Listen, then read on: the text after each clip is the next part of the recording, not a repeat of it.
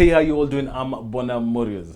Are you that kind of person who has got a dream, who's got a vision, who's got an idea, who has a passion for something, but has never been able to pursue it because either life got in the way? For example, you got married, you got kids, and so there are other priorities along the way. Or maybe you just do not know how to pursue that goal.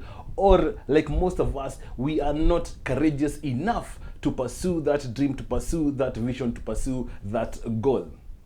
We all have to agree that it takes some type of courage for one to be able to decide, I'm going to follow my dream or my vision.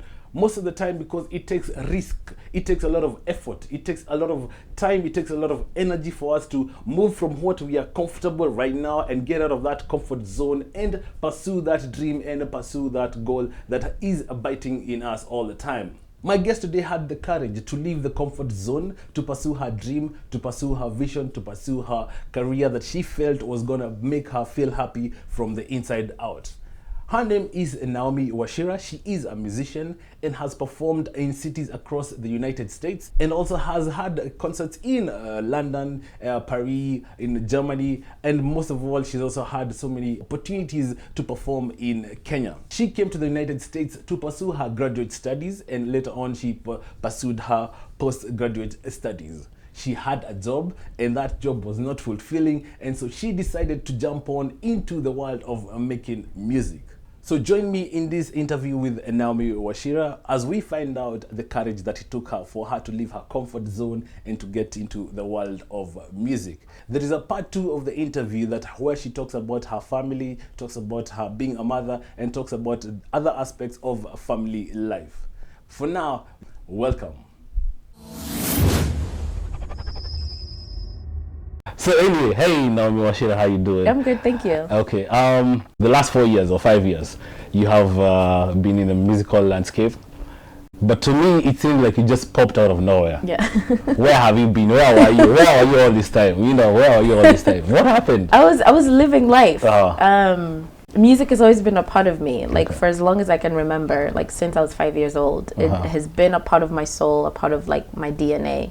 But I also grew up in a very strict family, strict home, and my parents were very insistent on education. And so when I started talking about music, like when I first wanted to like record something, I was probably like in standard 8 or something like that, and my parents were like, no, that's not happening. No. And so I kept pushing the dream back for most of my life up until my father passed away in 2013. Okay. And I think there's something about actually it kind of started earlier before that, because when I had my daughter, that was the first time I was like, oh my goodness, I'm responsible for the happiness of another person. And for me that meant that I needed to be happy with my life, and for me happiness meant that I needed to be doing something that I knew I loved and that brought life to me. Because then that way I'd be able to pass that on to her. So like it started when I was about 30. I had my daughter when I was like 32, 33. And then when my dad passed away 2 years later, it sort of like even pushed that dream even further. The birth of your daughter changes your perspective. Yes. The death of your father changes your perspective. So before that, what were you doing? Just a normal 9 to 5 Just job? Normal 9 to 5 job. I lived in Chicago for 11 years. I did my undergrad in communications, and then I worked for the college where I went. I worked for them for like 7 years. Then I moved to Seattle to go to graduate school, and I went to graduate school, finished that, had my daughter right in the middle of all of that, and then I started working for a nonprofit in Seattle, and I would show up in the office, and you decided, this life is not meant for me. No, it wasn't, because it's like I was making really good money, but at the end of the day and at the beginning of every day, I'm just like, oh my God, like I hate my life. You have to fight with your alarm clock and everything. Yeah, and I was just like, this is not the way to live life. Like struggling every morning to get up and do something that, it was a great company and they do amazing work. But it just was not for me, and I think that takes a lot of courage to decide, this is not the life for me. I want to pursue something that's going to make me happy. Were you afraid? Oh, absolutely. I'm a very structured woman, and I love security. I'm the kind of person like I want to have a good chunk of money in my savings account, you know, and that's when I feel content and happy. And you know, so I kind of actually took out all my retirement, and I was like, okay, I can live with this for a little bit. And it was scary because I had no idea what I was getting myself into. I had expectations, and I kind of threw those out pretty quickly. I know, out that window. Yeah, I threw those out pretty quickly because I realized this is a journey you write as you go. And you have absolutely no idea what's going to happen. Like, one person could come into your life and completely change the whole landscape. Why didn't you do like a balance of the two? Most people, you know, like have it like a weekend gig, because it just seems like you just woke up one day, you know, I quit, you know. Well, I mean, I think it's something I'd been contemplating for like at least 3-4 years. Okay. You know, and I think I just got to that moment of, for me, it was like there's only plan A. Yeah. There's no plan B. Wow. And I think for me, it's also part of my faith that I was just like, I believe that this is what I was created to do. This is what God has called me to do. And for me, I was just like, okay, this is it, 110%. We're going to give it everything we've got. I think your guardian angel was like, finally she did. Yeah, I think so too. I think so too. I think they're like, oh, thank God, she's finally like heard the voice. Most of you, I find the style of music unique in that, number one, it has a message. Number two, it's sensible. It's not just, you know, big. Yeah, I like that word, sensible. It's sensible, you know. Your style of music is unique.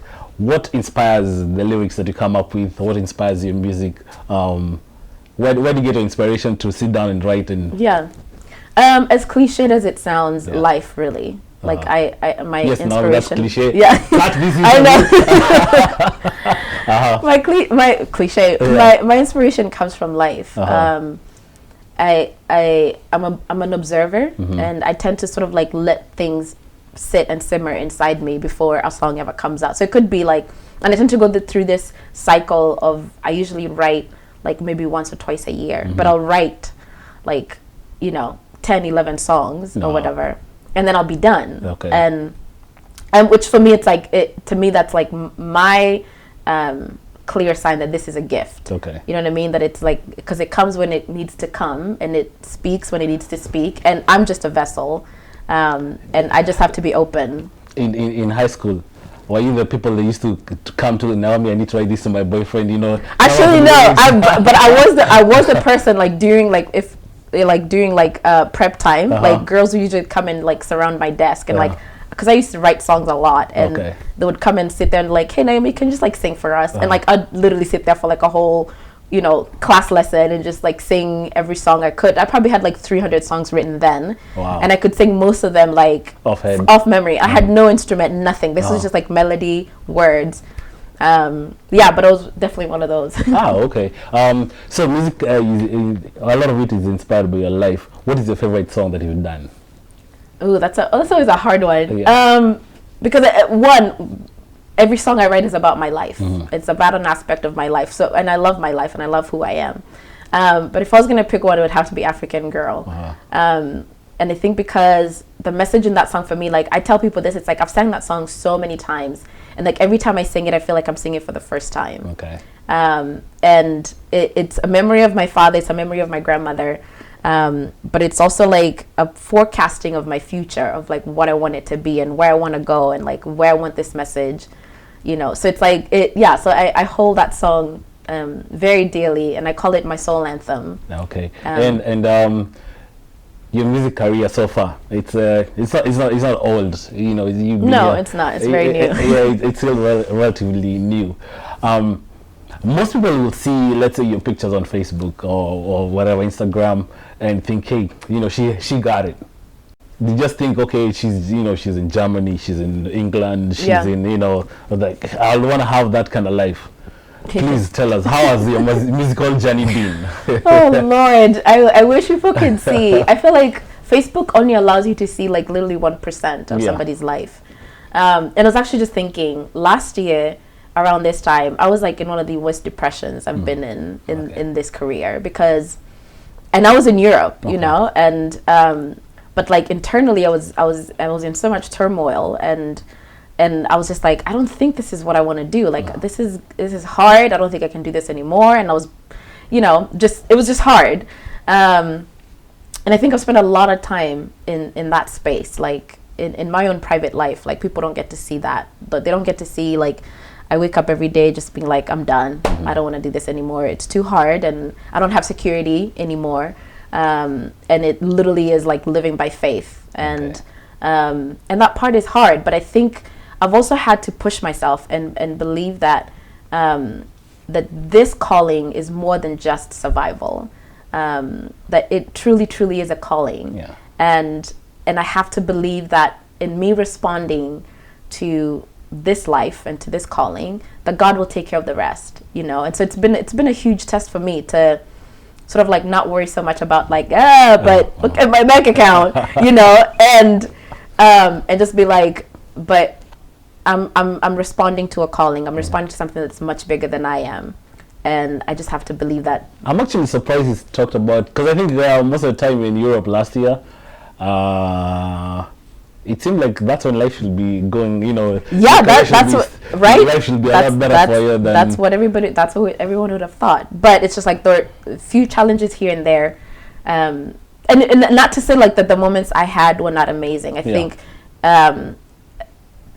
it was the hardest time for me, but it was also the time that plunged me into like a whole nother space and like perspective and consciousness.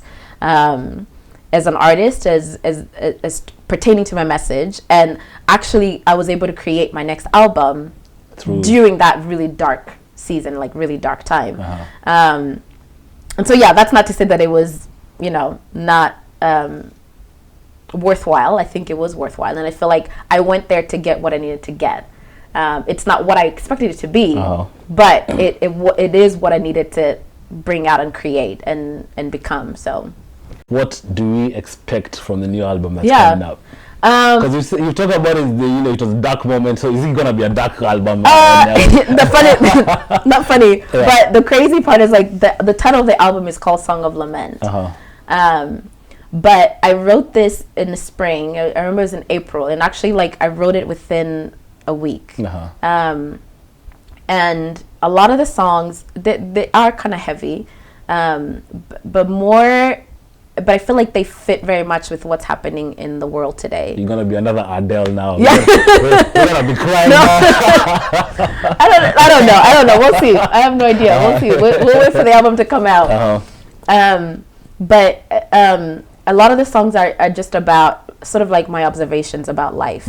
I've written songs about the death of the 147 students in Garissa. Wow. I wrote a song for them. I wrote a song about, refugees drowning in the Mediterranean, because that was happening a lot then. Yeah. And then but then there are songs about sort of celebrating my mom and dad, like because of, and it's called Bwana.Morioz, which is my blessing to them for like how they've raised me and sort of like how the things they've impacted or imparted in my life. It's gonna be. I'm really excited about it. It's a mix of everything. It's a mixture of everything, and it's also. I think there's a lot of hope in it, even though like the subject matter is heavy. Yeah. But I feel like I'm a woman who's always wanted to offer hope. Like no matter what the subject is, there's always hope. Even if it's like the tiny little light you see. It's itself. Better than nothing. It is better than nothing. And so having a background of being brought up as a Christian, your father is a pastor, the natural progression one will expect is that you'll get into gospel music. Yeah. And I think there's a lot more money to make in gospel music. Just in case your bank account is a little bit teetering on 0 to negative. So how come not gospel music? Because that was not my calling. Yeah, I mean, I wrestled with that a lot because I used to lead worship when I was in Chicago. But it just came to a point where there was just something in my gut. I was just like, this is not it for you. And I think for me, the message has always been that I wanted to be inclusive of anyone. And I don't care what you believe. I don't care what education you have. I think for me, my music is always about human beings. Okay. and I feel like with gospel music, you tend to sort of like reduce that to a small portion of people who have that belief. Christians, yeah. or, but to me, I just want to talk about what it means to be human, and I think that's why I never went that route. And how has been the reception of Kenyans generally? And this is the reason why I'm asking. To me, it seems like the people who have supported you the most are non-Kenyans. Where I see you do most of the concerts and where I see you doing events and everything, it's mainly non-Kenyan. Is that by choice, or do we just not support? I do actually. I get support from Kenyans. Okay. I've played a couple shows in Kenya, and every time I play, I'm usually very surprised at the Kenyan turnout. I mean, it is always a very mixed crowd. Like, there's a lot of expats in Nairobi, and somehow people have discovered my music, and but I think I'm also not completely fully exposed in Kenya yet. Yeah. You know, like, there are a few radio stations that play some of my music, but I don't think it's gotten to that, like, Lupita Nyong'o style, level. Not yet. I'm prophesying it's gonna happen. But I feel like I have been supported by Kenyans, and like something like going on Churchill, like, I still get messages from the time I went on Churchill, which is like 2 years ago. Okay. And people are like, oh my God, like, I saw you on Churchill, and here I am, and like, and I love all your music, which for me is amazing, because I was always afraid that my style is so different and so non-Kenyan that Kenyans are gonna be like, what the hell is this? Like, But I've been really, really surprised at the fact that people resonate and they connect, and to me, like, that's the biggest thing. That's all I ask, is like that people connect with the message and what I'm trying to say and what I'm trying to communicate. Do you feel it's difficult for you to be, like, the greatest challenge for you to be known, let's say in Kenya, is, I think diaspora artists, it's kind of hard to penetrate Kenyan market. I mean, because I think you have to, again, but I think it's not just the Kenyan market, it's everywhere. Like, you just have to know the right person. Music, and I think much of life is really, you just need that one person who's got all the connections and can kind of like just be like, okay, I put you in. You know what I mean? And I've met a few people, but it hasn't been to that point of like, whoa, like, okay, we're gonna plug you here and we're gonna plug you here, like, so I think that might be just a matter of time, because again, I'm still fairly new at this. Like, it's not like I've been doing it for like 10 years or whatever. Like, 3-4 years. I still feel like I'm just now starting to walk, and you've done your crawling. Yeah, I've done my crawling, and I'm starting to walk now, and next thing I'll start running, and so. Remember me, Naomi? So, security, can you keep that guy? God forbid. I just tell people, I'm like, if I do something like that, please smack me in the back of my head and be like, really, Naomi? Really? Well, I know where I'm coming from, and I know who I want to be. I am trying